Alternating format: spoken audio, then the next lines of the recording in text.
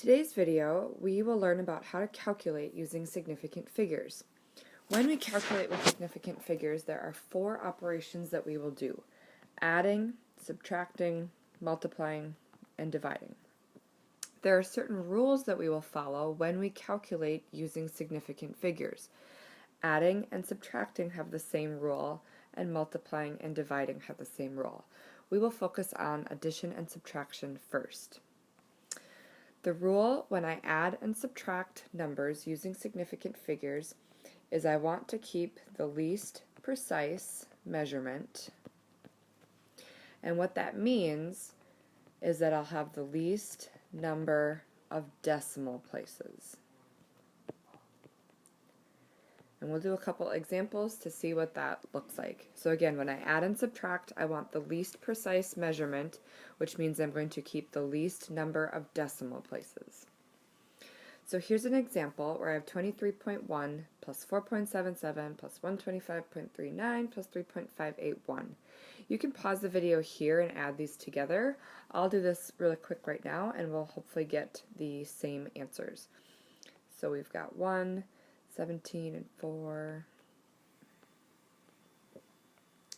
2, 9, 12, 17, 4, 8, 11, 16, 3, 5, 1. So 156.741. Now, in my previous classes, I would just say that this is my answer and I wouldn't think twice about it. If that's what my calculator got, or if that's what I added these up in my head or on paper and that's what I get for my answer, that's what I would circle. Well, not in chemistry. So now we have to apply the rule for significant figures. And remember on the previous slide we said that that was the least precise, so I'm keeping the least number of decimal places.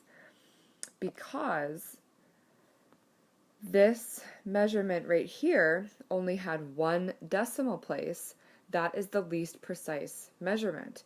So my answer can only have one decimal place. I can't keep all of the other digits. So then I'm going to have to round my number. I'll keep the 156, but then I'm going to round at the 7. So I'll look at the 4 to tell me what the 7 is going to do. The 7 is going to stay a 7. And so my answer is really going to be 156.7. This is what I'm reporting for my answer because, again, I'm applying the rule for significant figures. I can't write down all the digits from my calculator. Let's see another example.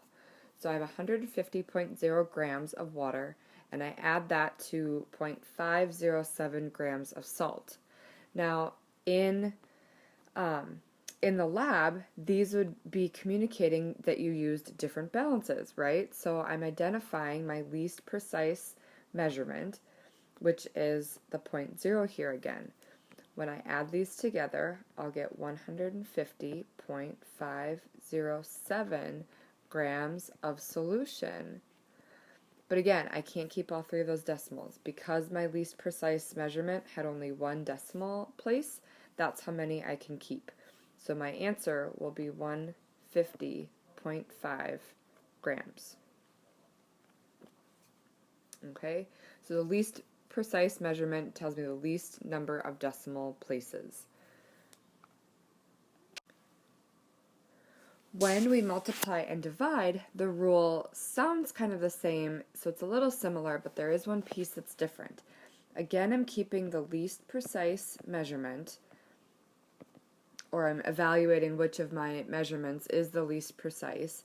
But now here, it's not just decimal places, it's all of my significant figures. So it's the least number of sig figs. And we'll do an example or two here to see what we mean by that. So I take a number, or I take my problem, 2.5 times 3.42. When we punch that into our calculator, we should get 8.55 for an answer. Now again, we're not just calling it that and circling my answer and not thinking twice about it. The rules of sig figs say that I have to keep the least precise. So here, 2.5, this has 2 sig figs. 3.42 has 3 sig figs. So 2 is less precise than 3, so my answer can only have 2 sig figs. That means I'm going to have to round this number. 8.55 is going to round to 8.6.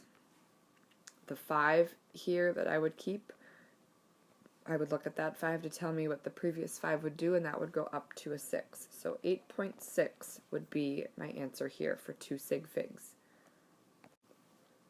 When I look at an example like this, 15,310 times 2.3, again, let's evaluate how many sig figs maybe are in each of these numbers to begin with, so I know how many my answer should have.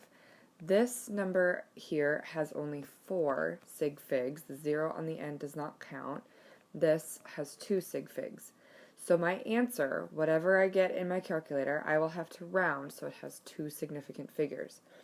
When I punch that into my calculator, I should get something like this, 35,213. Again, I need to round that so it has 2 sig figs. I'm going to underline the digits that I keep.